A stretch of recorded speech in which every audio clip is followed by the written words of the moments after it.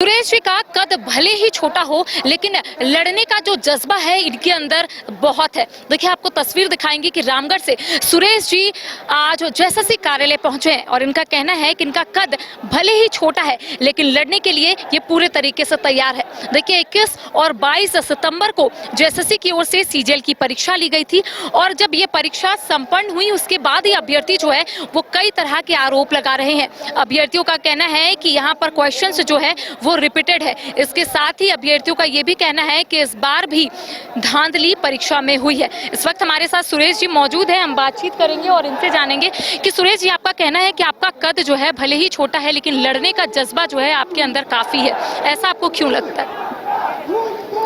जी, मजबूरी कहा गया, मजबूरी आदमी को कुछ भी करा देता है। तो हम लोग में एक छात्र होने के नाते हम लोग क्या कर सकते हैं, मेहनत कर सकते हैं, परीक्षा की तैयारी कर सकते हैं, रिजल्ट का अगर परीक्षा सही गया तो रिजल्ट का इंतजार। लेकिन यहाँ पे जैसे हमारी झारखंड सरकार है वो सारी हदों को पार करते हुए हम लोग को छात्र को आंदोलन पे आने के लिए मजबूर कर दिया, क्योंकि ये झारखंड की सरकार हमें ये सिखा दी है कि छात्र का एक और काम भी है कि जब आप धरना प्रदर्शन कर एग्ज़ाम दीजिए उसके बाद धरना प्रदर्शन करिए तब हम लोग कुछ करेंगे, उसके अलावा कुछ नहीं होगा। क्योंकि अभी झारखंड का इतिहास बन गया है कि एग्ज़ाम दीजिए, क्वेश्चन पेपर लीक होगा, फिर उसके बाद आगे कुछ होगा, फिर कोर्ट जाइए तब फिर रिजल्ट जारी होगा। आप जैसा इस बार अभी हुआ कि जैसे इस बार भी क्वेश्चन 70% लगभग रिपीटेड है। पहली बात, आप जैसे अध्यक्ष सबूत मांग रहे हैं तो सबसे बड़ा सबूत तो यही है कि 60-70% रिपीटेड क्वेश्चन है। कोई भी एग्जाम में भारत सरकार का ये रूल है कि कोई भी एग्जाम में रिपीटेड क्वेश्चन नहीं हो सकता। एक सेट का 20 से 16 क्वेश्चन उठा के डाल रहे हैं। तो ये धांधली करने का, पेपर लीक करने का तो ये आप नया तरीका खोज लिए हैं कि अब पेपर लीक ना किया जाए, डायरेक्ट सेट नंबर बता दिया जाए, जिससे हम पैसा खाएं उसको ये कर दिए। अच्छा सुरेश जी, जो केंद्र में आपने परीक्षा दी, क्या वहाँ पर भी कुछ इस तरीके की बात सामने आई थी? जी, अभी तक तो वैसा नहीं है कि जनरल कंपटीशन में मतलब जितना भी एग्ज़ाम है कम से कम सेंट्रल लेवल पे ऐसा नहीं हुआ है। अगर थोड़ा बहुत हुआ वो अलग बात है, लेकिन इतना जितना अभी झारखंड सरकार में खासकर हो रहा है और जैसा हमको दिख रहा है कि ये सरकार जब से आई है तब से और ज़्यादा बढ़ गया है। लग रहा है कि ये सरकार बस सीट बेचने के लिए ही आई हुई है। क्योंकि जनवरी वाला सीजीएल की परीक्षा जब हुई थी, क्या उस वक्त भी आपने परीक्षा दिया था? जी, परीक्षा दिए थे और उसका अभी तक कोई कंक्लूजन नहीं निकला है। और जब उस एग्ज़ाम में जब ये एजेंसी पेपर लीक करवा चुकी थी तो दोबारा इससे लेने का क्या मकसद था?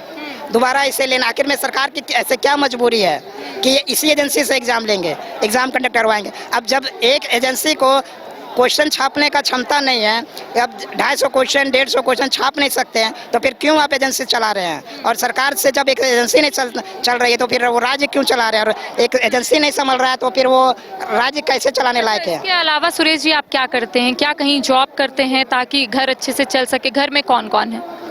जी, मैं शुरू से ही सेल्फ डिपेंडेंट हूँ।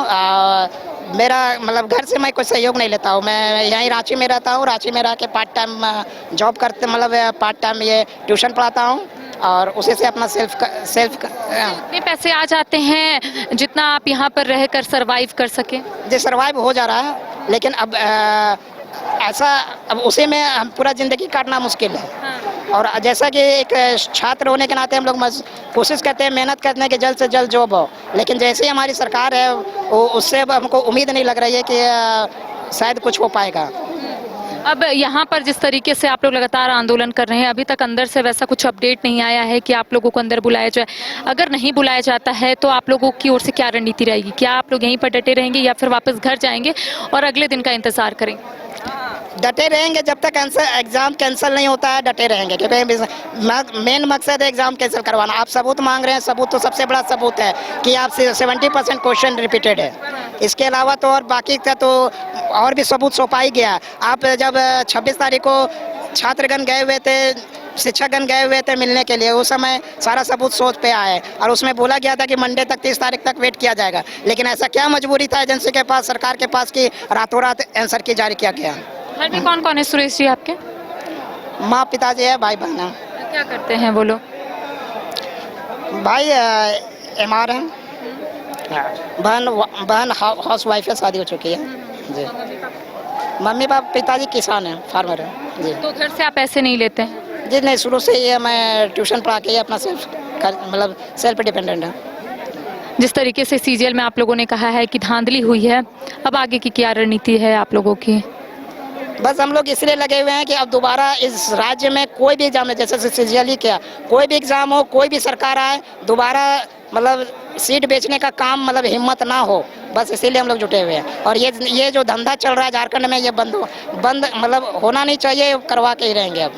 तो देखिए लगातार ये तस्वीर हम अपने दर्शकों को दिखा रहे हैं। ये सुरेश जी है, रामगढ़ से आए हैं और इनका कहना है कि इन्होंने सीजीएल की परीक्षा दी थी, लेकिन जब से अभ्यर्थी जो है आरोप लगा रहे हैं कि धांधली हुई है, तब से इनका कहना है कि ये भी लड़ाई लड़ना चाहते हैं। जो मांग के लिए राजधानी रांची पहुंचे हैं, इनका कहना है कि जब तक इनकी मांग पूरी नहीं होगी, जब तक इस परीक्षा को रद्द नहीं किया जाएगा, ये लोग इसी तरीके से प्रदर्शन करेंगे, इसी तरीके से आंदोलन करेंगे। साथ ही साथ इनका यही कहना है कि आज तक ये घर से 1 रुपए भी नहीं लिए हैं। राजधानी रांची में रहते हैं, एक रूम इन्होंने ले रखा है और वहीं पर कुछ स्टूडेंट को ट्यूशन पढ़ाते हैं और उसी से पैसे कमाकर चलाते हैं घर, यानी कि यहाँ पर हॉस्टल फी देते हैं, रूम फी देते हैं और कह सकते हैं कि अपनी ज़िंदगी यहाँ पर ये जीने की कोशिश कर रहे हैं और ये सोच रहे हैं कि आने वाले समय में सरकारी नौकरी इनकी हो जाएगी। लेकिन इनका कहना है कि यहाँ का सिस्टम पूरे तरीके से चरमरा चुका है। फिलहाल कैमरा सहयोगी नूतन के साथ करिश्मा सिन्हा, न्यूज़ 22 रांची।